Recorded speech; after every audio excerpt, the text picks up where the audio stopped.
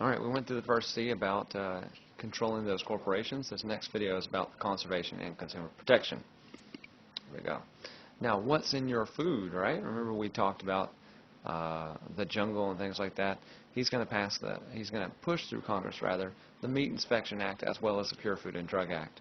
Meat inspection, this is the USDA grade whatever. The Pure Food and Drug will set up the FDA, the Food and Drug Administration. And if you ever have time, and we will look at this in class, it will shock you what is in your food and why we're okay with that. All right? Now, Teddy loved nature. I mean, he loved to hunt. And in fact, Teddy used his authority to protect wildlife and public lands by creating the National Forest Service and establishing, you can see, 51 federal bird reservations, 4 national game preserves, 150 national forests, 5 national parks, and he protected approximately 230, that would be billion, acres of public land. That's impressive, isn't it? Million, not billion, sorry. Now, Teddy Roosevelt is going to be the first time we hear this word, executive order. He did a lot of these conservation things by himself. Now, an executive order is basically where the president will bypass Congress and just kind of make a law. Now, is he able to do that? He is actually able to do an executive order if, there you go, does not violate the Constitution, and it only gives instructions to those people who work for the president. Okay? So that's the executive order. It's really, really big. Teddy Roosevelt is one of the ones going to use the most executive orders. And there's some famous executive orders that will come up, and we're going to talk about them as we get there. Now, Teddy Roosevelt will appoint a man named Gifford Pinochet in charge of the U.S. National Forest Service. Basically, he was put in charge of this conservation effort on how we want to do things. Now, there runs into a little bit of a struggle here, more or less, and that's the difference between a conservationist and an environmentalist. A conservationist wants to preserve nature and keep it there for future generations to enjoy.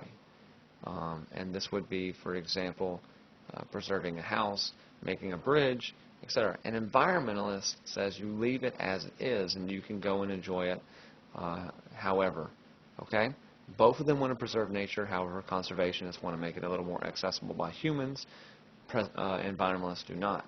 Now, one of the key environmentalists at this time is a man named John Muir. And John Muir had something called the Sierra Club.